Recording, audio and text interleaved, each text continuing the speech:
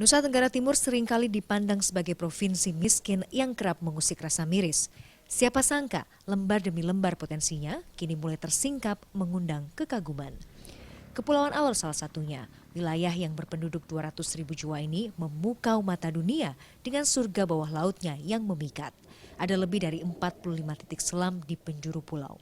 Keindahan dan kejernihan lautnya pun disejajarkan dengan Kepulauan Karibia. Ragam biota laut yang indah membuat perairan Alor mampu membuai para penyelam dan menjadikannya destinasi pariwisata bahari masa depan. Luas perairan Alor yang mencapai 10.700 km persegi membuat kepulauan ini juga memiliki potensi perikanan yang menjanjikan. Sayang, potensi maritim Alor belum tergarap secara maksimal. Wow, kita punya potensi itu 163 lebih ribu per tahun. Yang baru dikelola baru mencapai 12.000 lebih per tahun ya, masih kecil ya. Sama jumlah yang boleh ditangkap atau jumlah diperbolehkan itu 131.000 ton per tahun, tetapi kita baru mencapai 12.000 ton per tahun. Tak hanya perikanan laut, potensi garam Alor juga patut diperhitungkan. Ironis, sebagai negara maritim, Indonesia masih harus mengimpor garam setiap tahunnya. Tahun 2014 saja, sebanyak 2,2 juta ton garam harus didatangkan dari luar negeri untuk memenuhi kebutuhan garam di Indonesia. Di sisi lain, sebenarnya kita memiliki potensi untuk menghasilkan garam-garam berkualitas, salah satunya adalah di Pulau Alor, Nusa Tenggara Timur.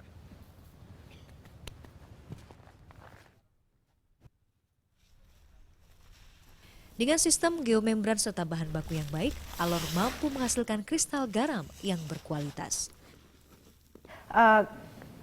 Garam yang bersih itu tadi, salah satunya memang karena faktor air. Air lautnya Air memang lautnya masih original. Masih original, Asli. masih bersih Masih gitu bersih, ya. seperti Laut itu. Alor juga masih bersih, bebas pencemaran. Ya, seperti itu. Kemudian juga tadi proses pengolahan Proses airnya pengolahan sangat penting juga. sangat penting. Jadi dijaga betul ya Bang Harus ya. dijaga. Berapa hari di masing-masing Kebersihan kolam. tambak juga harus dijaga.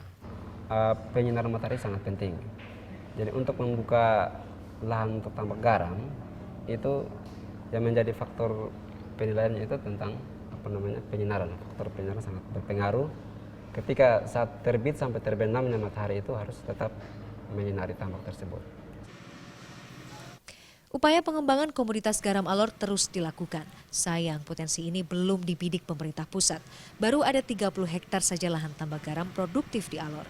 Padahal, potensi tambak garam di kepulauan ini mencapai ratusan hektar. Jika dikelola dengan baik, bukan tidak mungkin, Alor pun bisa menjadi sentra garam tanah air.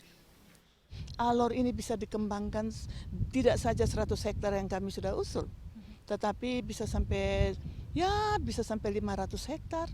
1.000 hektar karena hampir sebagian kecamatan di Pulau Alor ini punya potensi garam. Karena kita tahu bahwa garam ini hasilnya akan bagus itu dengan sistem geomembran ini dan juga matahari kita sangat mendukung karena kita panasnya lebih panjang daripada hujan. Begitu. Artinya mimpi untuk swasembada garam tidak hanya di Alor tapi juga sebenarnya di Indonesia sebenarnya memungkinkan sekali ya Bu ya? Sangat memungkinkan, hanya karena pemerintah di pusat itu belum melihat secara utuh. Potensi pembudidayaan mutiara juga menjadi harta karun bagi surga kecil ini. Sudah ada 2 investor asing dari Jepang dan Australia yang menjadikan Alor sebagai lokasi vital budidaya mutiara. Apa karakteristik yang menonjol yang kemudian membuat hasil dari budidaya mutiara ini cukup berkualitas? Ya, kebetulan posisi usaha kita kebetulan ada di pertemuan arus gitu. Jadi ini adalah keuntungan tersendiri untuk usaha budidaya mutiara, di mana pertemuan arus akan membawa mikroplankton dan unsur-unsur hara yang diperlukan untuk pertumbuhan kerang mutiara. Itu salah satu kelebihan dari lokasi kita yang ada di Alor. Arusnya sendiri juga mendukung? Ya, untuk saat ini memang mendukung. Artinya semakin ke tengah memang semakin kencang. Tapi kebetulan perizinan kita diberikan untuk daerah pesisir saja. Perusahaan Jepang Timor Otsuki Mutiara ini telah lebih dari 9 tahun mengembangkan bisnisnya di Alor. Dalam sekali siklus panen, mereka bisa menghasilkan 10.000 butir mutiara berwarna emas dan perak kualitas terbaik. Sementara di pesisir pantai itu ada 3 titik lokasi yang kami incar untuk bertahap secara berangsur akan kami turun di 3 titik lain itu untuk pengembangan kegiatan yang sama seperti ini. Unit Pemudayaan Mutiara. Perlahan kita tersadar betapa Alor menjadi berkah kemurahan Sang Pencipta. Kekayaan maritimnya begitu menggugah, menjadi harta tak ternilai bagi Nusantara. Tertuai harap kelak Alor menjadi tumpuan kemandirian ekonomi maritim tanah air. Ladia Rahma, Alor, Nusa Tenggara Timur.